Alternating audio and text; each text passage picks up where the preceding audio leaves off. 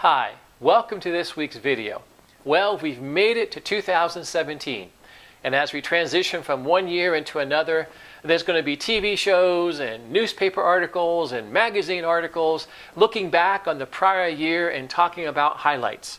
There will be stories about, weather stories of 2016 and sports highlights of 2016 and business highlights and, of course, political highlights. And that's all fine. That's kind of normal, going from one year into another, transitioning that way and looking back and looking at some of the high points of last year. So I kind of want to keep that theme going for this week's video. However, I'm going to touch upon three different topics. There could be hundreds to choose from. There's three topics I want to talk about because I believe they will bleed over and carry over into 2017. Now the first one I want to talk about was from April or May of 2016, and that was the Panama Papers. Now, if we remember that, this was a law firm in Panama that helped world leaders basically siphon money out of their countries. This is what the paper said and what the report was, that they would siphon off money for their own personal use. They put away money for their own personal use, for themselves and their families and so on and so forth. And when the Panama Papers came out, what it did, it named names. One of the names that it came out with was the leader of Russia, Putin. It said that he had siphoned off, $21 billion for himself and his family and kind of put it away. And why this becomes a big thing for me, we didn't talk about it much into the summer and the fall. It was kind of a big news and a big splash. And we knew there was corruption around the world with world leaders. But now we had some facts. We had a law firm that had documentation on it. And then it kind of just died away and people stopped talking about it. But here's my concern and why I think it carries over into this year. When you have a world leader like that, and he's not the only one, there's other world leaders out there, but the power behind Russia, with the connections they have with Iran and Syria, even possibly North Korea, China, they are connected so globally, and you have someone who has so much power, he's not going to be afraid to do things. And he's going to take risk and possibly even put his own country into a position that other world leaders may not, because he has nothing to lose. He has a nest egg. He has a safety net. So he knows personally he's going to be okay. And my concern is when you have a leader like that, how far will he push the envelope? What will it look like in 2017? We have other stories of Russia with their building bases in Syria for air bases and helicopters, and they rearmed their nuclear submarines. They are doing things that are long term, and they're doing things that can cause a lot of tension. And if you have no fear, as a leader like that, if things get too chaotic, he has a nest egg for him and his family and whoever else he's going to share that with. So that, I think, can carry over, just the mindset with what's going to happen. And again, Putin's not the only world leader that was mentioned in the Panama Papers. Now, the second one that I want to talk about, it still carries over, is Christians. Christians, especially in Iraq.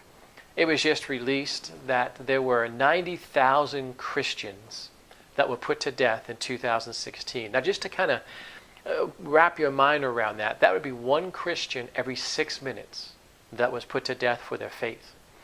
And there's a group of Christians in Iraq, and now you know about ISIS and the stories about ISIS and what happened with Iraq and the believers there.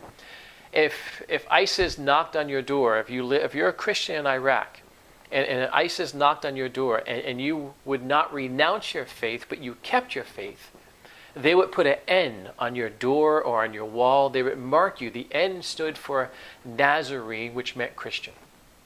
And there's a website now, and there's a movement that says, we are N. N is the Aramaic letter for Christian. It's pronounced, when it says we are N, it's pronounced none, as is N-U-N. But it's we are N. And if you go to that website, there's a video on there. And there's Christians who are dressed in white, and they form a letter N, and they're proud of their faith. And they look in the camera and they say, they may kill us, they may torture us, they may come and take our sons and our daughters, and they may kill them too, but they can never kill our faith.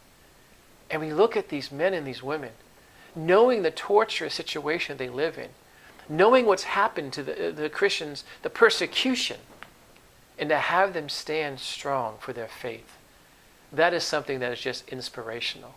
I don't care what your background is, to see someone who is that solidly committed to their faith, it's amazing.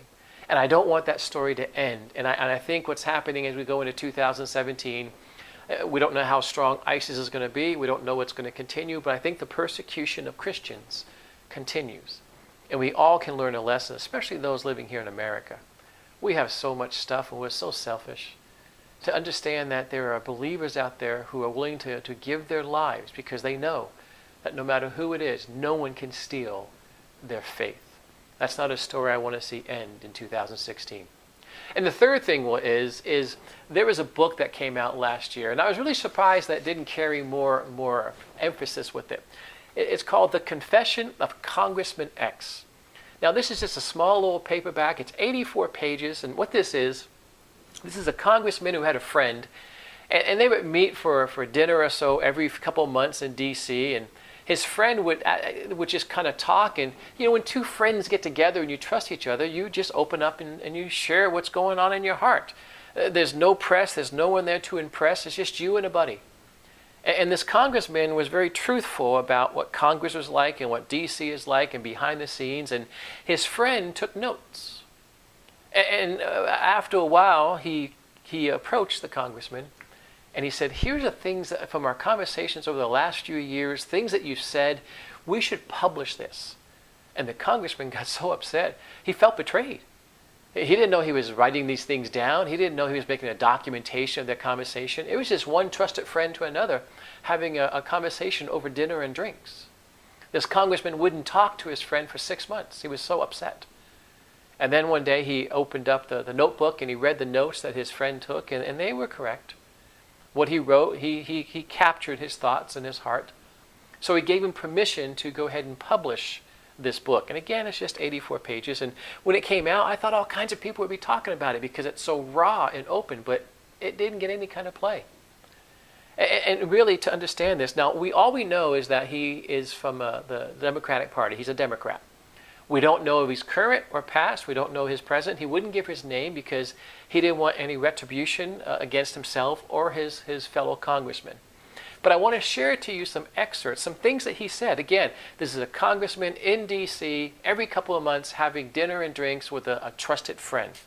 These are some of the quotes from the book. He says, many of my colleagues are dishonest career politicians who revel in the power and special interest money that is lavish upon them. Now we look at Congress, and we look at our political leaders, and we know there's corruption, we talk about it, but now you have somebody on the inside, again, admitting it. And you have President Trump coming in a few weeks, we'll call him that, and he wants to drain the swamp, and what's going to happen in 2017, it's very interesting, because if this is what's happening, then we need a change. He says, again, quoting, he says, my main job is to keep my job. To get reelected, it takes precedence over everything, just to keep my job. He says, voters are incredibly ignorant and know little about our form of government and how it works. He says, it's far easier than you think to manipulate a nation of naive, self-absorbed sheep who crave instant gratification. That's how our Democratic Congress looks at us. He says, fundraising is so time-consuming, I seldom read any bills I vote on. Like many of my colleagues, I don't know how the legislation will be implemented or what it will cost. Again, he says, we spend money we don't have and mortgage the future with a wink and a nod. He says, screw the next generation. It's about getting credit now, looking good for the upcoming election. What do you think about these comments? Again, one congressman just to a friend. He says, most of my colleagues want to help the poor and disadvantaged. To a point. We certainly don't want to live among them or mingle with them unless it's for a soup kitchen photo op, he says. Poverty is a great concern as long as it's kept at a safe distance. And the last quote I'll share with you, he says, our party used to be a strong advocate, again, the Democrats, used to be a strong advocate for the working class. We still pretend to be, but we aren't. Large corporations and public unions grease the palms of those who have the power to determine winners and losers. the confession of Congressman X. If that's what our public leaders are like here in America, and you have leaders around the world, the Panama Papers said we have corruption around the world, where does our world go in 2017? That's why it's important that you're watching these videos, that you're understanding what's happening, you understand the times and the day that you live in. Hey, I'm Pastor Dave. That's all the time I have for this week. If you want more information, please go to the website. It's called interpretingthetimes.com. That's all one word if you Google it. interpretingthetimes.com. Would love to have your thoughts and your feedback. I look forward to being back with you again next week. So between now and then, Happy New Year, and God bless you.